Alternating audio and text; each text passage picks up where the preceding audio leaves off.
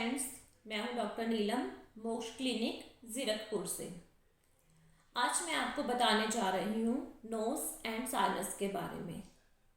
Knows, जिसको कि नाक कहा जाता है, ये हमारे जो रेस्पिरेटरी ट्रैक्ट है, जो श्वसन तंत्र है, सांस लेने वाले अंग हैं, उसमें सबसे पहला और ऊपरी अंग होता है। नाक का काम होता है हवा को फेफड़ों तक पहुंचाना। लेकिन क्या आप जानते हैं कि इस हवा को फेफड़ों तक पहुंचाने से पहले नाक को बहुत सारे काम करने पड़ते हैं। सबसे पहला काम, जो कि आप सभी को पता है, कि नाक का काम होता है फिल्टर करने का। कि नाक में छोटे छोटे बाल होते हैं, तो इसकी वजह से हवा में जो भी धूल के कण होते हैं, कोई डस्ट होती है, कोई इंसेक्ट्स होता है, तो उसको स्टार्टिंग में ही हमारे जो है नाक के बालों की वजह से वो स्टार्टिंग में ही रुक जाते हैं। लेकिन ये अकेला सिर्फ बालों से पॉसिबल नहीं होता है। भगवान ने अगर हमारे नाक का रास्ता बिल्कुल सीधा और प्लेन बनाया होता तो यही डस्ट हमारे फेफड़ों तक पहुंच जाती, लंग्स तक। लेकिन जो रास्ता है हमारे नाक का, वो जिगजैग यानी कि टेढ़ा मेढ़ा होता है। नाक में बोन्स होती हैं, फोल्ड्स बने होते हैं टेढ़े मेढ़े, जिसकी वजह से नाक का जो एरिया है वो तो इंक्रीज होता ही है। दूसरा, जो भी धूल के कण होते हैं, जर्म्स होते हैं, वो नाक में रुक जाते हैं, उन फोल्ड्स में ट्रैप हो जाते हैं, फंस जाते हैं।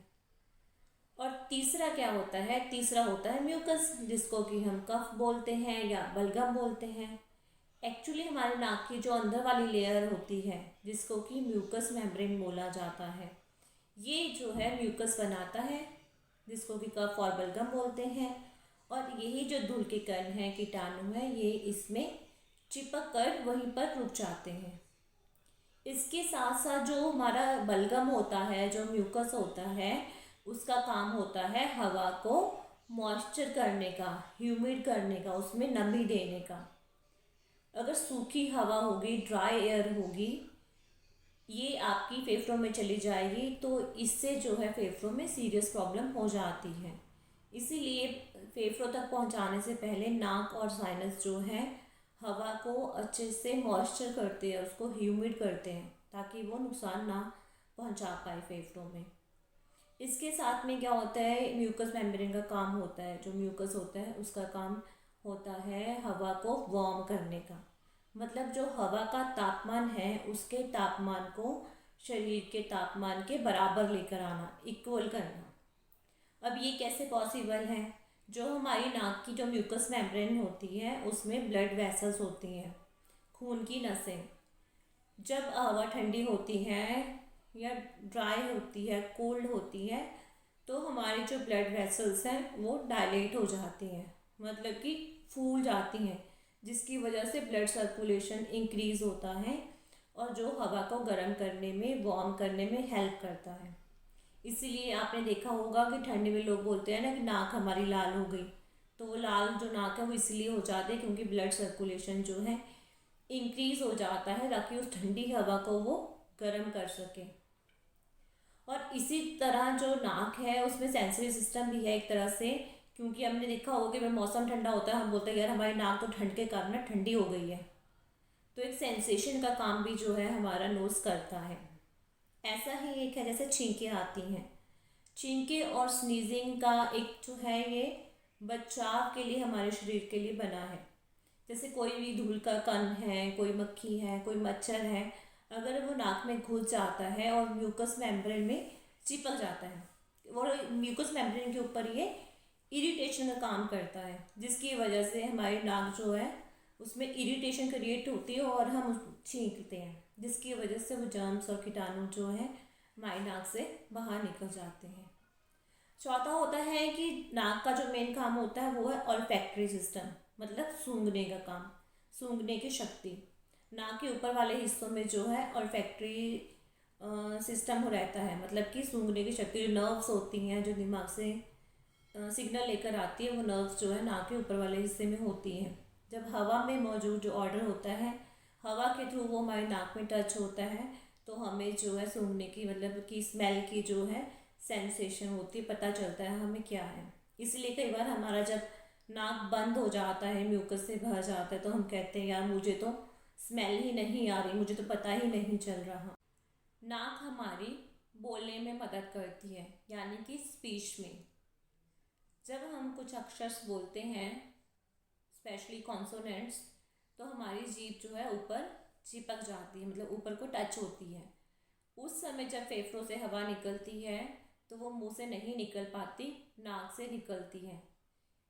इसीलिए जब कभी नाक बंद होती है, जैसे कोई सर्दी है, ज़ुकाम हो जाता है, तो हम बोलते हैं कि नाक से बोल रहा है।